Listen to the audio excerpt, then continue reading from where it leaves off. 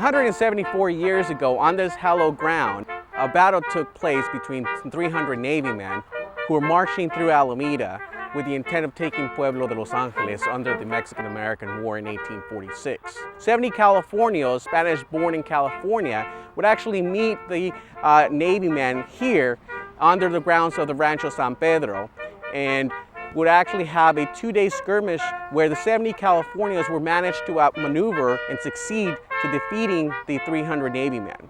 This is equally important to that of the battles of the American Revolution and that of the Civil War. This is California history, and this is South Bay history. At this place, on October 8th and 9th, 1846, a 2-day battle, a skirmish, one of 5 battles that were fought for the capture of California by the Americans, was fought right here. President Polk had failed in his attempt to buy California, so instead he invaded California in 3 directions. General Kearny, Army of the West, walking from Fort Leavenworth, Captain John C. Fremont from the north, and the Pacific Squadron, 7 naval ships here off the coast. And 1 naval ship, the U.S. Savannah, disembarked here in the harbor of San Pedro. The Pacific Squadron was stationed off the coast, and when they heard the Mexican War was declared, they were ordered to take all the towns of Los Angeles, and that was in July of '46, and they were able to do that without firing a shot. Every town, they were able to march in and just take them. There was no, Mexican troops here at all. It was just the local people, and then later local ranchers and vaqueros and stuff became the troops for the Californios here. And 299 sailors and Marine Dragoons walked up Alameda in the attempt to capture the Pueblo of Los Angeles for a second time, because they already had been captured, but they had been kicked out. It was a second victory for the Californios and for Mexico. The Californios had the home field advantage because they knew the only way to get through Los Angeles from the San Pedro was a trail that the Americans had to take.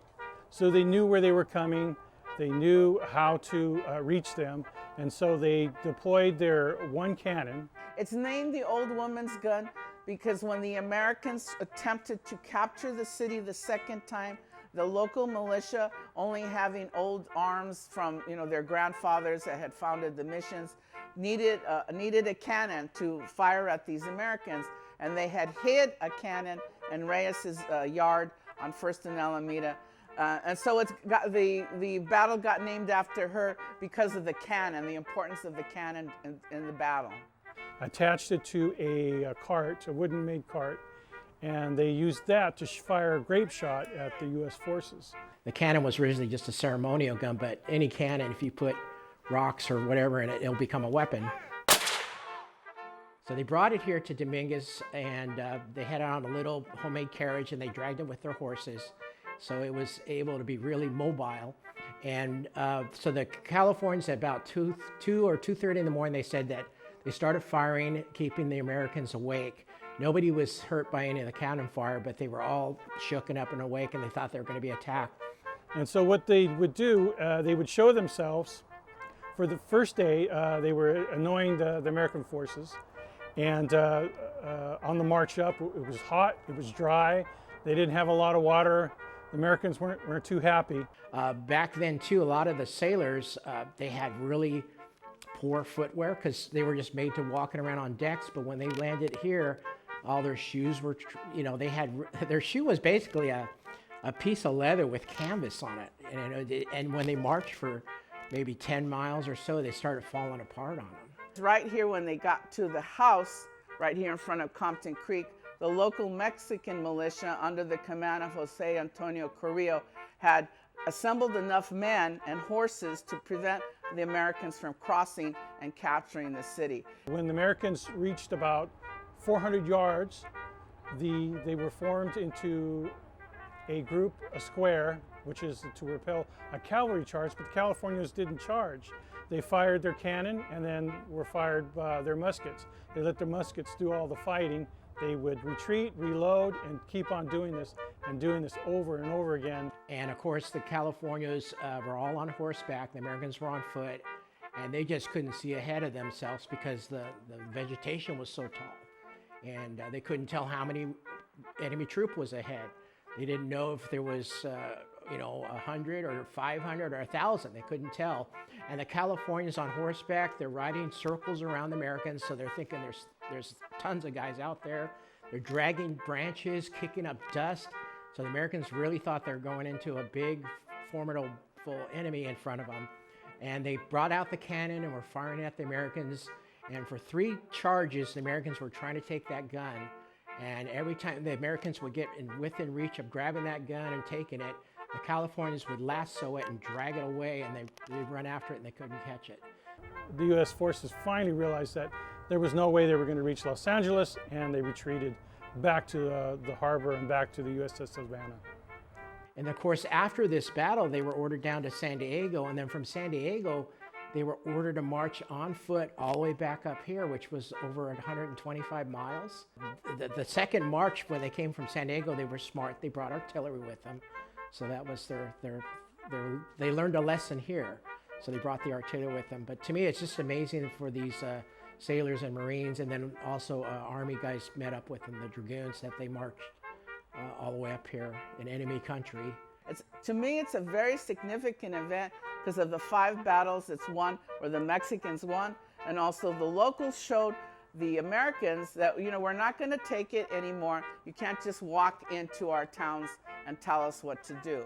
This event is forgotten. People just drive down Alameda all the time and they don't know what happened here. But again, it's one of 5 events that will lead to the capitulation of Mexican California to the Americans in 1847. It was there was a lot of side notes, a lot of funny tales about the battle that a lot of people don't hear about. It was an important battle because it's about California history that our kids don't read about today. So it's very important that we do things like this to educate people to know that the Mexican-American War actually happened here in California and in our backyards, and it's an important tale to tell. By doing living history enactments, we were able to tell all the little tiny details, like sending messages on the dog to the Californians riding behind the Americans and picking up used cannonball and riding back and shooting them again. There's all kinds of neat little stories behind it, a lot of rich history. So by doing this, I think it's important that we educate everybody so they really know what goes on, and a little bit more of what happened to our history here in California.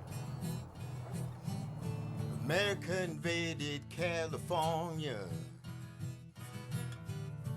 to displace a black governor.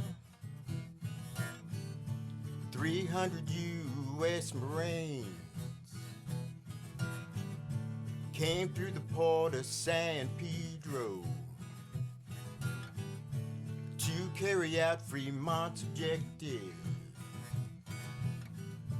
Take Los Angeles, a Mexican pueblo. Hey man, the old woman's gone. Got the Americans on the run. California was free that day.